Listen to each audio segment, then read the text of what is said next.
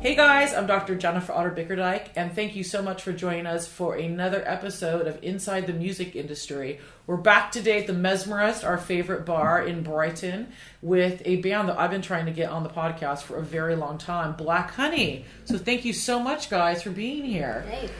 Let's start with you. Name of you guest and what you do in the band. Hi, I'm Izzy. I play guitar and sing. I'm Tommy. I play bass.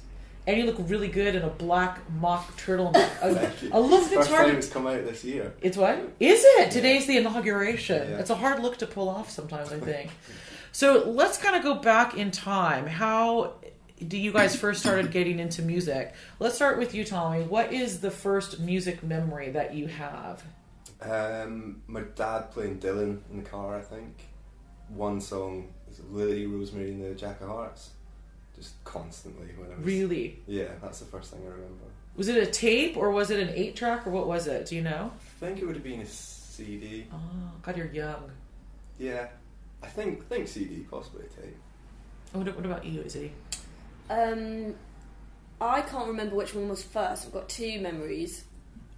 One of them's being in music lessons at school, and they played Yesterday by the Beatles. Aww. And I remember being like, I really felt the like compassion for having lost something yesterday, and like I was like, what's he lost? And I really hope he finds it again. I remember that, and also remember my dad being like, oh, look who's on the telly, and I was like, who's on the telly? And it was the Spice Girls. He said really? He said it like I knew who they were, and I remember being like, I should like this. Like, this is cool. And then obviously the Spice Girls was massive for me. I think that was the first album that I got. Really? Yeah. So I can just see you being a little kid and how darling you must have been with the Yesterday. Remember how old you are when that happened? I think it was in year 4. Really? Yeah. And you remember, did you say to other people, like, is this an amazing song? Or was it inside? Yeah, it was more inside, and it was also, if you're in lessons, it's like, I don't know, it was like there was like a depth to it.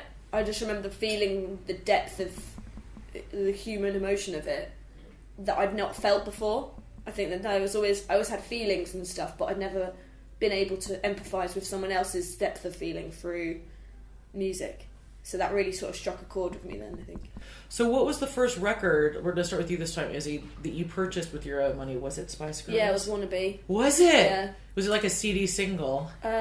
Yes, I think so. I think I was quite late to the party. I think I bought 2 Spice Girls records at the same time. Maybe it was like Spice World. So it must have been in about year 4 or 5 when that happened. So quite late, I think, compared to most people's like musical experience.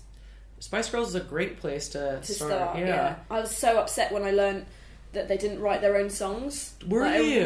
I was really let down by them when I found that out. Why do you think you were disappointed that they weren't writing their own music? Because I believed them.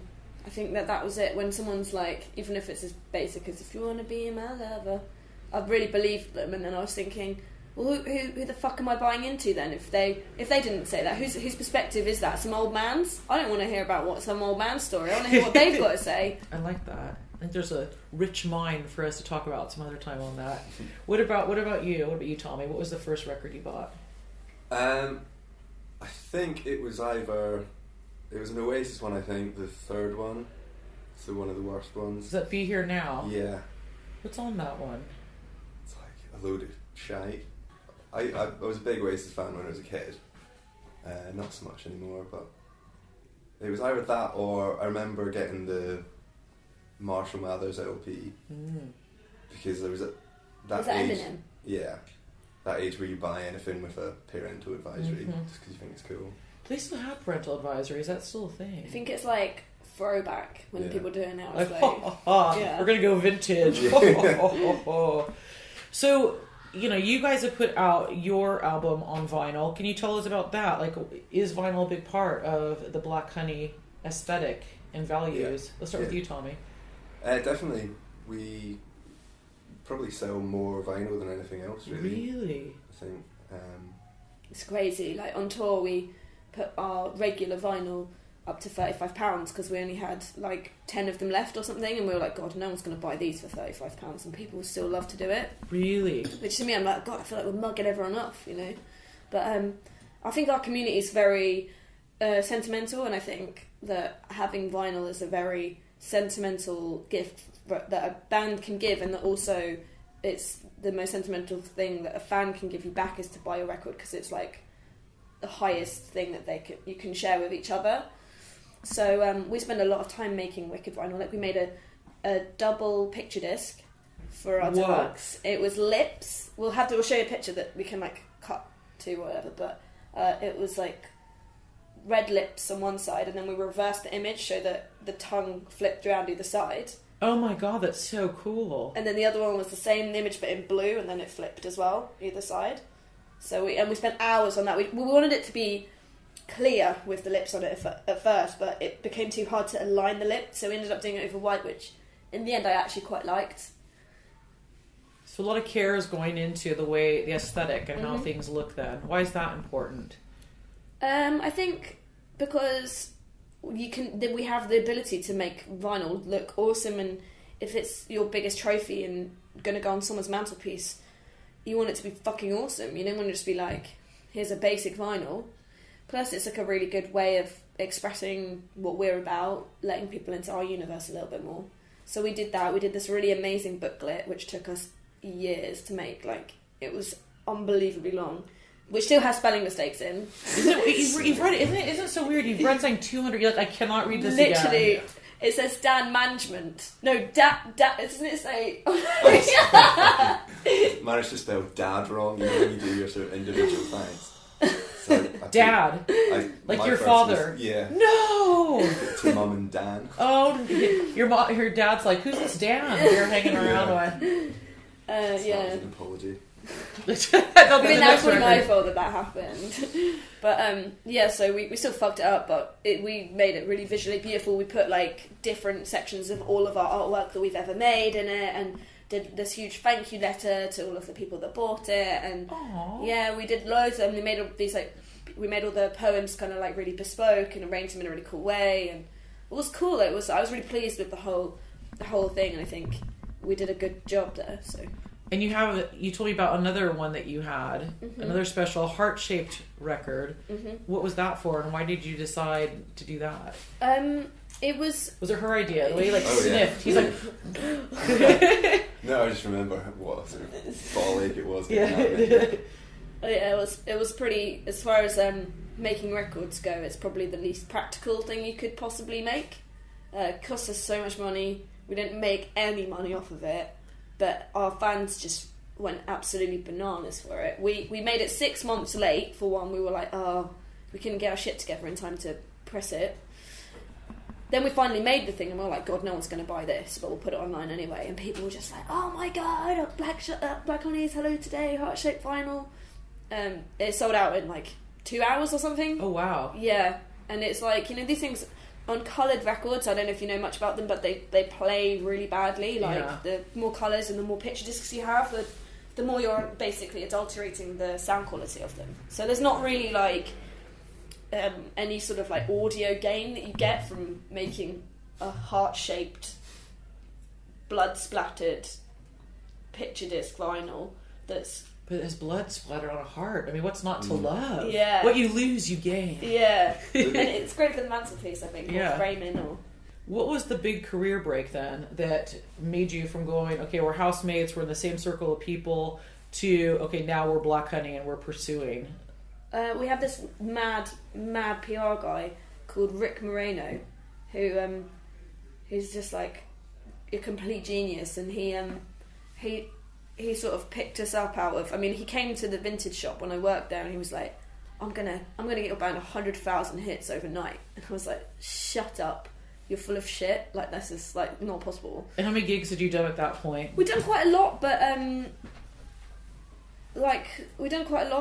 nothing of note, really. Nothing. It was all like pub gigs or Green Door store in Brighton, or just like little things here and there. And he listened to all of our stuff, and he said, you know, I want to put this song "Sleep Forever" out, which was our kind of ballad. We were like, oh, you're absolutely crackers! Like we're a rock band. Why do you want to put out this ballad? And he was like, just trust me.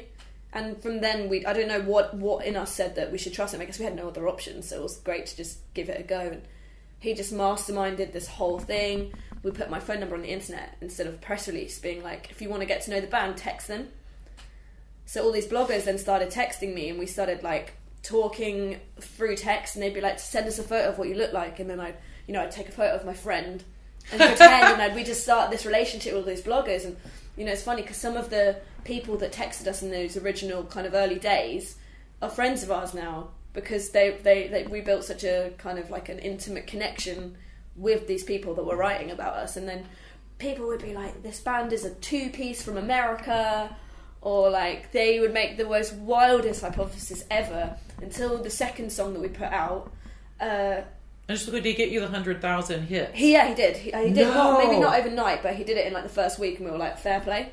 And how do you think he did that? Was it this giving the phone number He was just out? like cheating the hype machine system at the time, I think. Just completely blanging it. To send it to different blogs and stuff, which we were completely clueless about. So yeah, it was just sort of various weird blogs that we'd never heard of, like across the world. And blogs that was of the time of Hype Machine, when bands broke through on Hype Machine and A&R Scouts discovered you on Hype Machine. So very quickly, within like the space of I'd say a week, it was like gone from no one knowing or caring to meeting every major label executive. You're kidding. Literally in a week, yeah. Oh my god, and how was that for you? Was that just so overwhelming? Yeah. Like horrible. And also they designed a strategy whereby we never did a gig.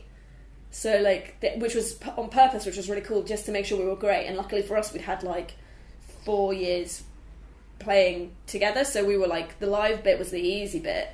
And so once that kind of all happened, because a lot of the bands that did break through on Hype Machine and did have the same entry as us couldn't have the legs live. So that's where, as soon as they put us on tour, we were like, cool, right, let's go. You're in the comfort zone then. Yeah. And then, and Izzy, did you find that you were, as the front woman, were you the focus of the attention of a lot of these people? Yeah, more so than you think when you're doing it, because people don't understand bands. I think people just, when you think of Coldplay, you just think of Chris Martin. You don't actually think about like what Chris Martin needs from his bandmates to make what he makes, and how that is such an important, like, having the whole team and working in a group. Like, I would hate to be a solo artist, and I would absolutely hate to be a pop star. I have to be in a band, and like I couldn't do the solo thing. So for me, being in just like little family of complete reprobates was the sweet spot, And so when things become more about you, you're not necessarily ready for it. Was there weird, because I've worked with artists before, like No Doubt comes to mind, where there's a female lead person, and there's a lot of, I would say jealousy is probably a strong word, but there's a lot of tension. Did you find that at that time, when the people were really looking at you, the other bandmates, like, why are we not? Or did you feel like that, Tommy? Like, why is the spotlight on her? Or were you just like, any attention's good attention? Yeah, more of the latter. I mean, you don't decide to play bass expecting to be the centre of attention, so I just like, it never really occurred to me. And we've always been pretty much all for one for all, really.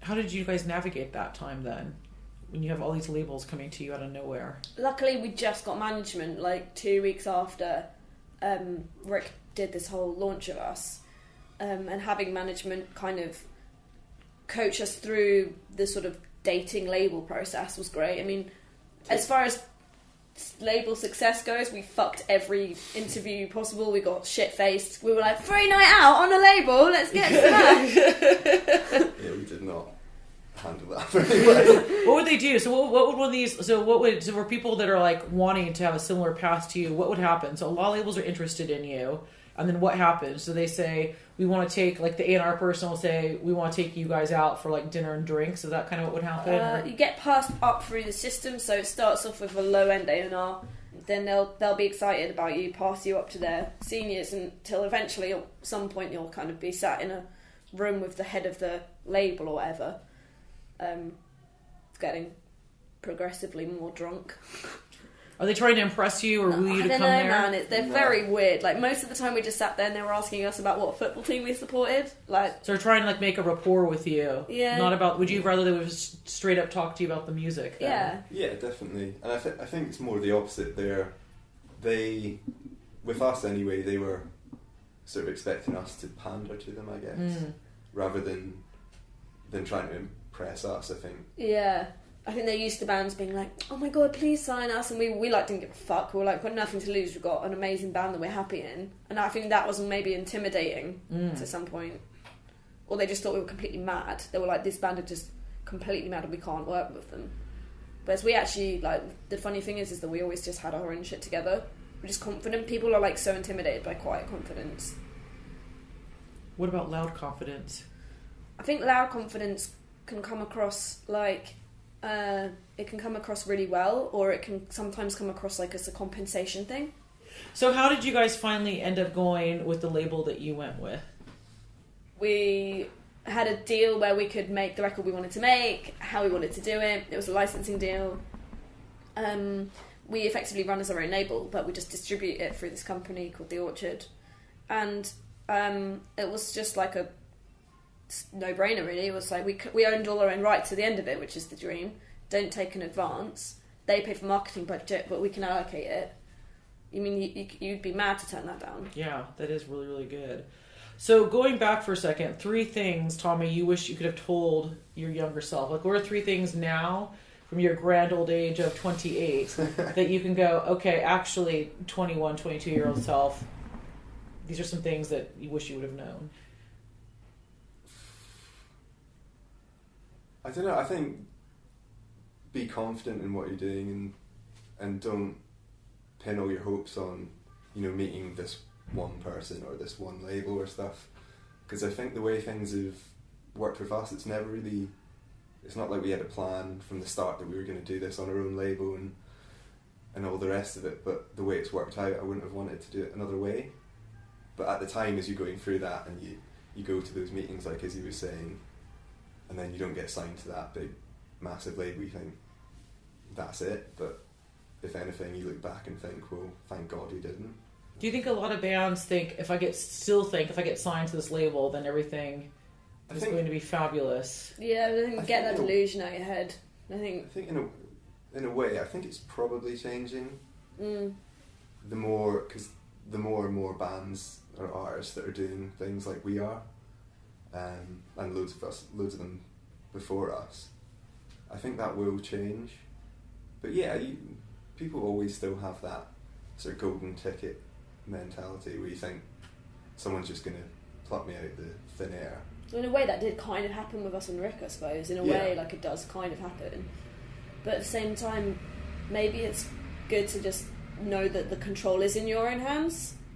And that if most people I find always asking about how to be discovered, they're always like, I need to be discovered.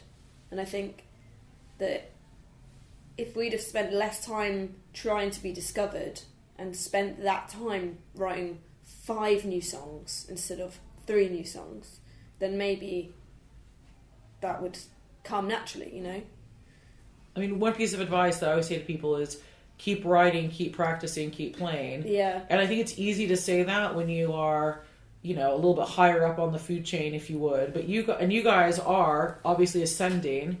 And for you to think that that's also true, I think that is really good advice for other younger bands starting out. Would you say that is true? Like, worry more about that? Yeah. Those are the things you can control. Like, you can control how much you write and what you write, and you can control how good you are live. You can't control if Joe Blogs from X Records is going to come to your show, and it doesn't really matter, I don't think. Because if you're good enough, that will happen naturally, or it won't, and you just do it yourself. But yeah, I think just concentrate on what you can control. I think that's really good advice for anyone. Yeah. Really. Yeah. So let's start with you, Izzy, on this one. What does a normal day look like for you? Well, the luxury of our job is that no day is the same, which I fucking love because I get bored very quickly. So there's kind of like 3 potential days that happen. One of them would be get up quite early at like 7, get the train down to Brighton. Where do you live now? Crawley. Okay. Get the train to Brighton, go to the studio with the guys. We start early. We're quite like to make it feel like a morning job, which for us is great because we work better in the day and we take what we do quite seriously. So you have to. Yeah, get up early and get in the studio is great for my head anyway. I need to structure myself quite a lot because I'm so kind of all over the place that I need to have structure, otherwise I get stressed out. So get in the studio early, and then we practice. We go through the set. We discuss the set list. We time the set list. That's a real thing when you're a touring artist. Is you have to do a lot of like, tomorrow we play for 50 minutes, but the day after we've got to play for an hour and 10.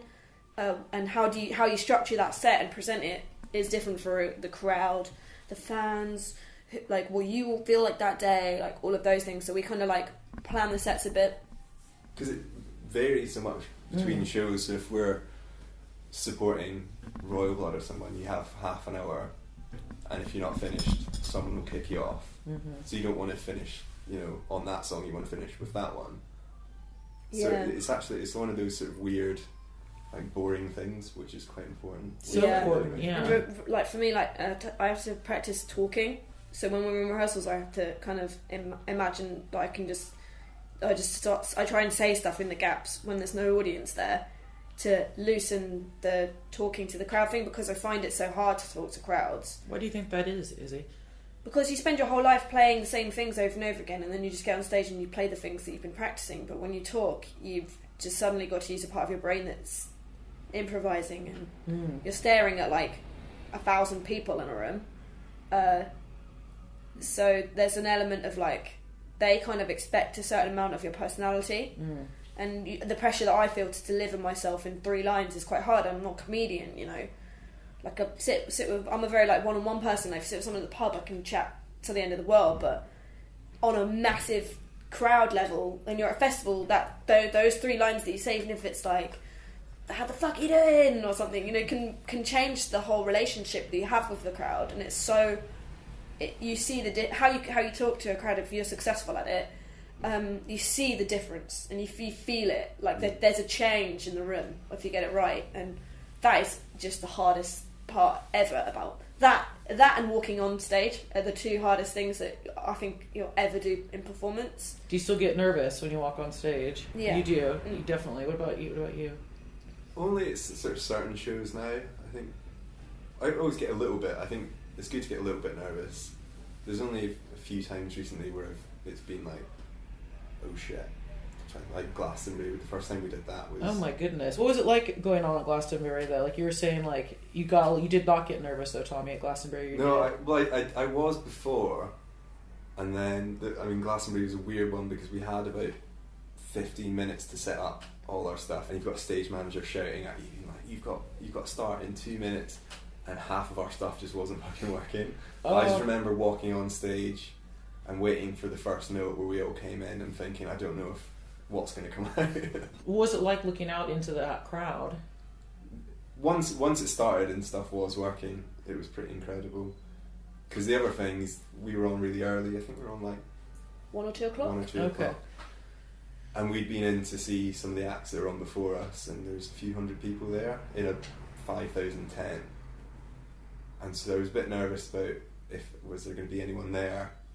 But then when we got out, it was pretty much full. So that is so exciting. That was a good feeling. That is great. What are your other 2 days? So you have the one day when you leave to go to the studio. What's another day? Another day is in the morning. The bus van will arrive at my house in the morning, and there'll be a kind of a buzzy excitement in the air. And everyone's kind of stoked for whatever we're going to do that day, and everyone's loading gear from my garage into the van. There's maybe like 10, 12 of us, sometimes more if we've got a big crew, and we'll just like hop in the bus, probably bring my duvet, listen to some music, and drive to Manchester. And that's like a really cool part, and we'll just like go and play a rock show, do the whole thing, loading in, loading out, play the show, meet fans, sign stuff, pack merch up. Get back in the duvet. Yeah, get back in the duvet. And that's my, my sort of favourite stuff is lying around all day and then going on stage is really fun. It's like kind of like being a toddler. Yeah, I was gonna say it sounds like a little bit like Mariah Carey-ish, but I like the toddler. You just sort of eat and sleep all day. Have someone else take you from place to place. Yeah. It is, isn't it? Tommy, so what's an average day for you? Anything to add to that? I mean, just like what Izzy said, it's so varied. So that's like what it's like on tour. when we get back from tour, it's usually trying to fit in work, writing music, sometimes rehearsing. It kind of just depends. Every day is different. But that's the good thing about it, like Izzy said. You guys met in Brighton. How has being in Brighton affected the course of your musical career, do you think? Besides the obvious, getting together, what do you think, Tom? Definitely. I mean, Brighton's a really creative place. It's small, but pretty much every second person you see is in a band or an artist or something, which is really inspiring. And yeah, just as a place where we met and grew up together, sort of musically, I think it was super important. Yeah, once you tour, I guess you kind of come back to Brighton and you realise how Brighton actually is. You know, it's so green and hippie and amazing. Like, they've got the best LGBT community ever. Like, we've got like a sweet deal here. You know. What has been your proudest accomplishment so far? The record, I think. Yeah, putting out our first album was a big sort of bucket list thing to take off. Glastonbury was a big one. But we just got back off our album tour, and I think since we started, that was always a sort of moment we were working towards subconsciously, I guess. But it's almost getting off it, finishing it, and getting back, and that's kind of when it hits you. It's like, oh shit, we just done that. Where did you guys go on that tour? We went over in the UK and then Europe, France, Germany, Netherlands, Belgium, and then hopefully we'll be back out there next year doing some more countries. When you heard that your debut that came out in September had charted in the top 50, what did that feel like? It felt like, to be honest, the whole thing was very fucking horrible because it feels like a sport, you know? It felt like a sport, and actually, like, the best part was enjoying the record after it was all out and done and charted where it did, and suddenly there was this like, oh well, now we can just tour it and enjoy it and have fun. But the week of going round like to every record shop and meeting every single person and stuff felt like you're like chasing sales in a way that feels like it's not what music's about sometimes, but at the same time you feel crazy rewarded because you don't really, I mean, like, we probably have no sporting experience compared to what it must be like being a pop star trying to get to number one, you know, with these aggressive marketing campaigns and stuff. So like, I kind of think that we probably have it a lot better than some people, and there's no label to be like, you've got to get in the top 30 or any of that shit. We just thought we would do it for ourselves, really, and we wanted to make an entrance, and I think we definitely did that. And it's kind of you kind of see a sort of a bit more of a dark side to it, but at the same time you feel like the emotional reaction that you get from people that have really connected with your music is worth 1,000 times what like a chart position could ever mean. And that's not to say we're not grateful for where we came, because we really, really are. But I think that there's a deeper conversation and relationship at hand. Do you think that those relationships, when you're going into the record stores and meeting people, do you think that kind of create a foundation, though, and a connection, because you're talking to people one-on-one about the record? Do you think that that was an important part to charting as well? Yeah, well, people definitely buy it more, but I think it was also just hearing other people's stories or how they relate to your music or what was important about it for them, and it realigns you with what music is actually about, and it's about people and connecting people and having a commonality with someone that you might have never met before.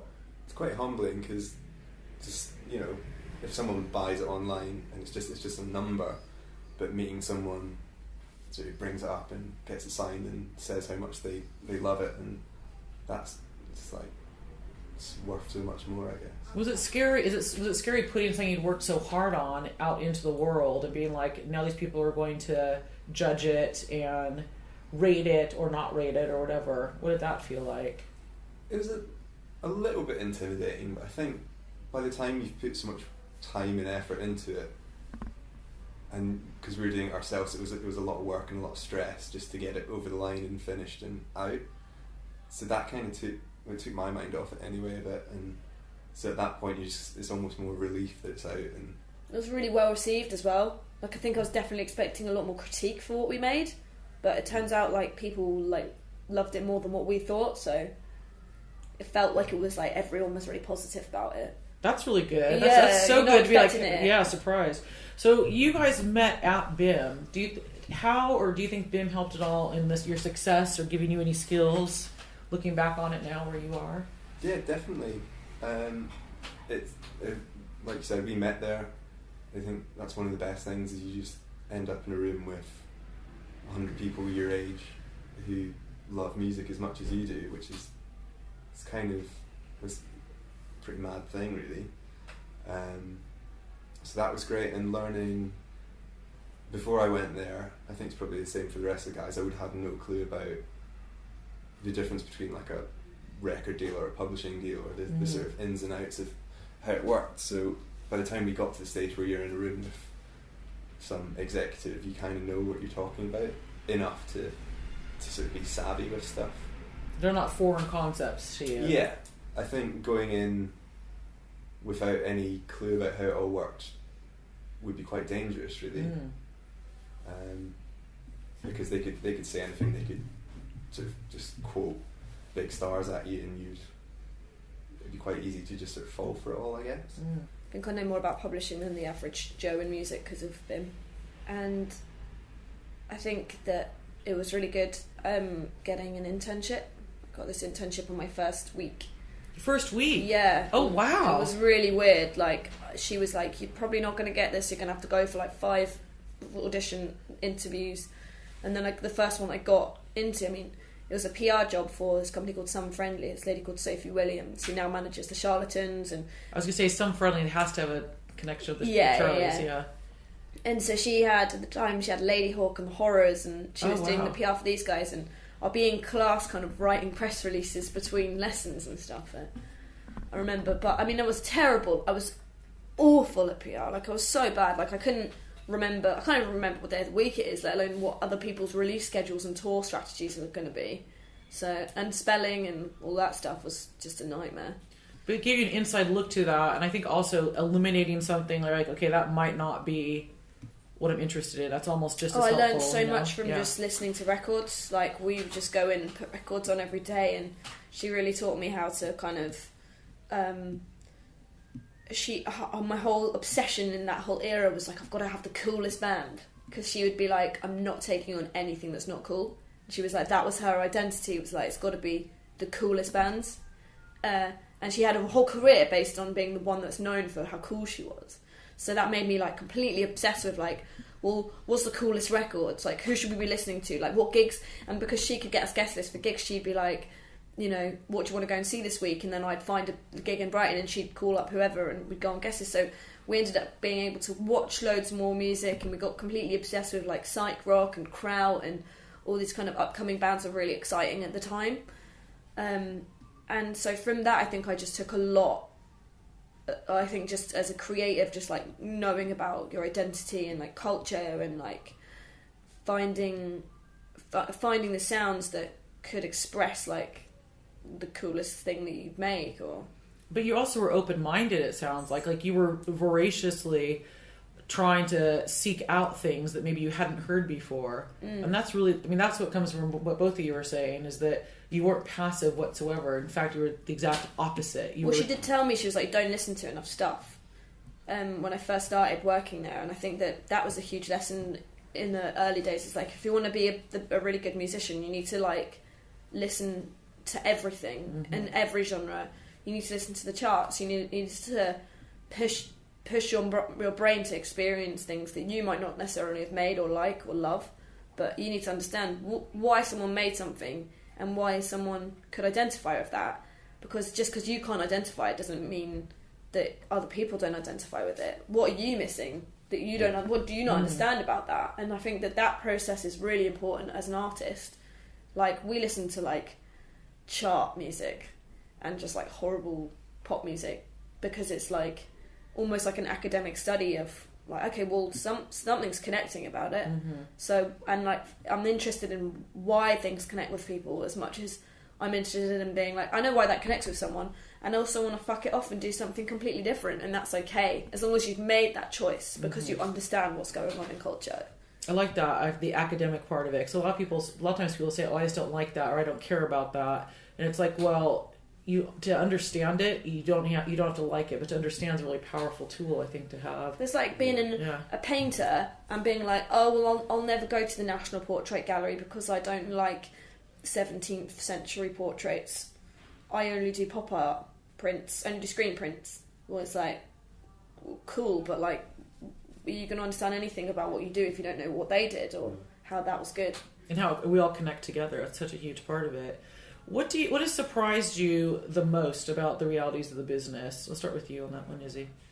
The thing that surprises me the most is, I mean, there's a lot of things. Like, I was not expecting people to kind of lack initiative.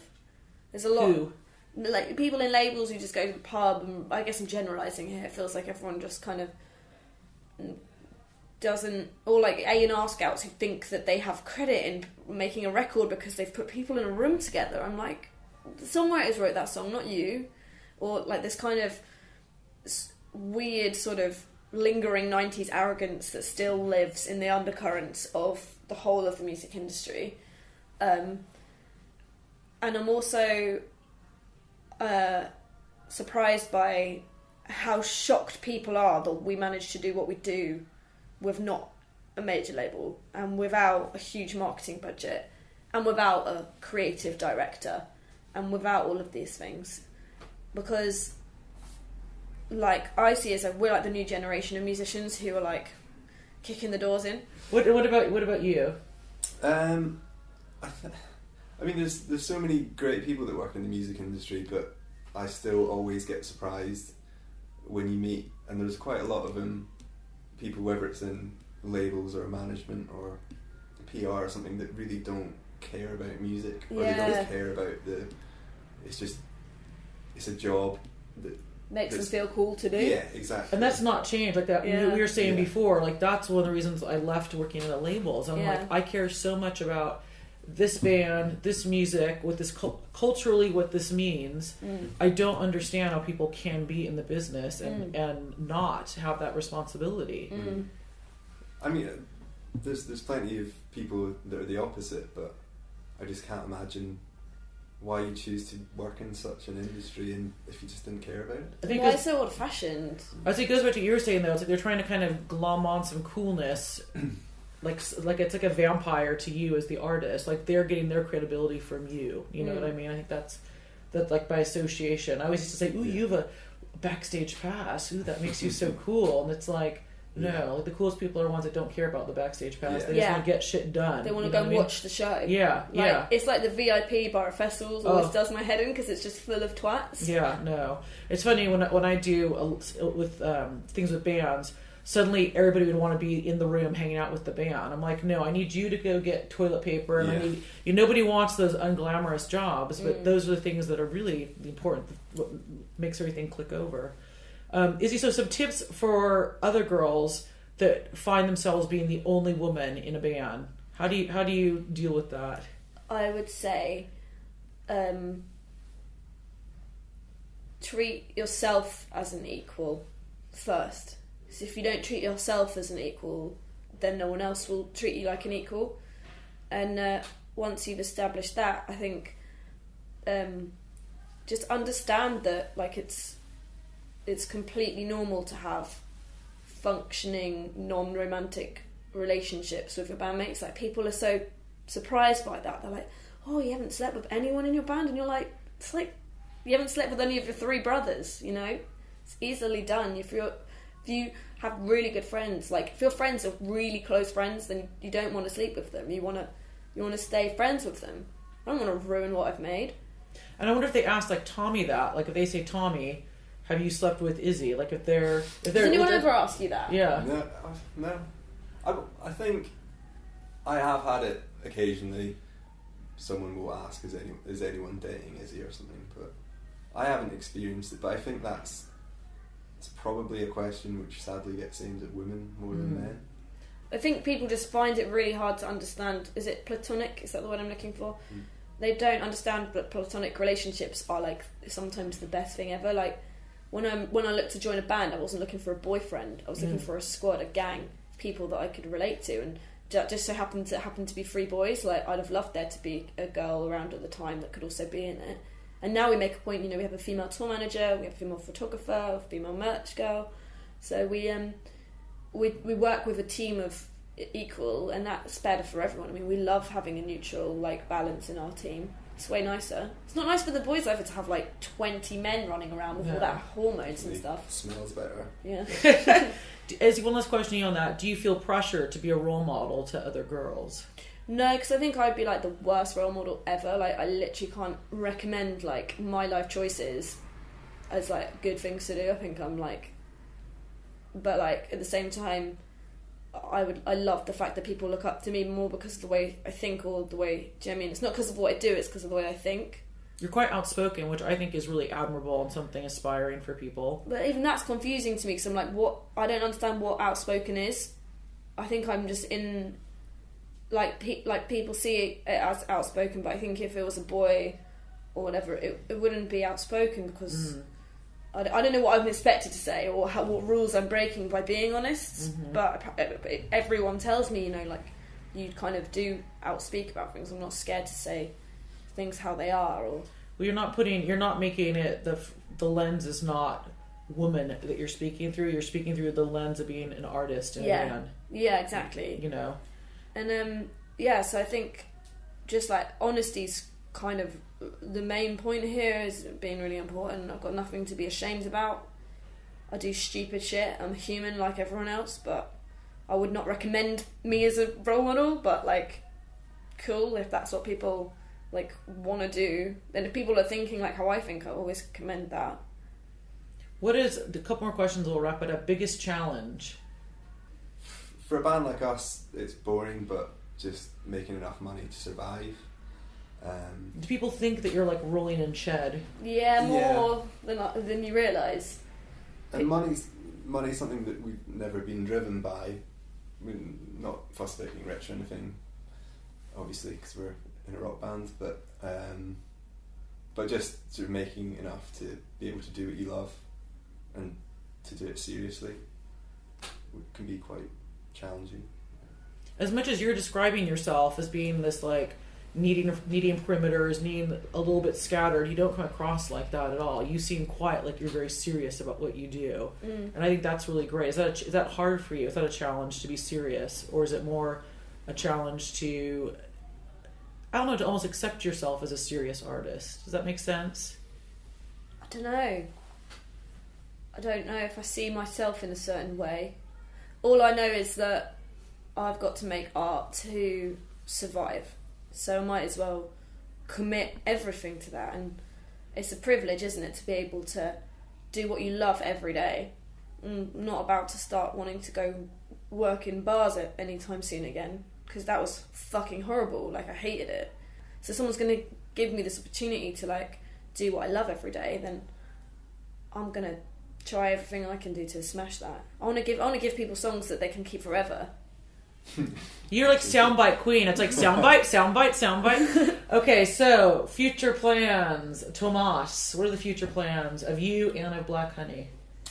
In terms of Black Honey, we just want to keep going, doing what we're doing. Just want to write, play.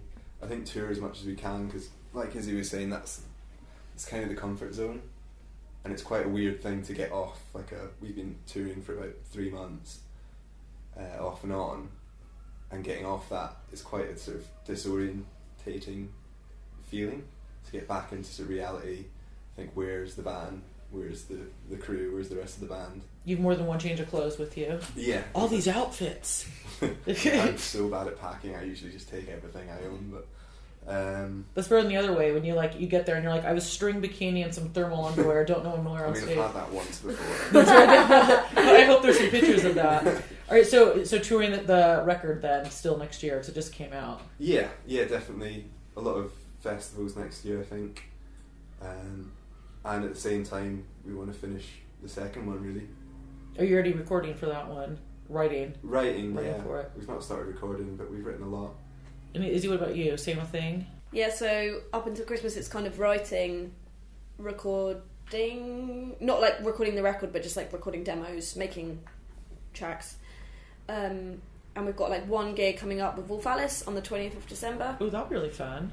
So that's till Christmas, and then I think I'm really keen to kind of get in and make the record before we start the next tour. Hopefully we've got some support tours lined up, but we've got like a sick summer that's like solid Europe, and we can't really announce any of it yet. I mean, I think we're allowed to announce live at Leeds. Oh, that's really cool. Yeah, that's the only one we can officially say about. Oh, and Vestrock. Vestrock's announced as well. It's in the Netherlands somewhere. Vestrock. Yeah. VEST? Yeah, it's really good. Is it? It's actually Which my one was favourite it? backstage one. Do you remember? We were by the lake and there was a free cocktail bar. Not VIP. Oh, no, not VIP, just backstage time. Okay, yes, that's right. That sounds great. So where is the social media where people can find you, figure out what you're doing, get all this info? Do you know? It's all just Black Honey UK. If you type that in, you'll probably find us. Okay, Black Honey UK, fabulous. Well, thank you so much for being on the podcast. Thanks for having Really, us. really appreciate it. I'd love to have a cocktail with you sometime. And thank you guys for joining us. Make sure you subscribe and give us 5 stars. Hey again, everyone. Thanks for listening to this episode of Inside the Music Industry. And don't forget, we've just launched our podcast on YouTube.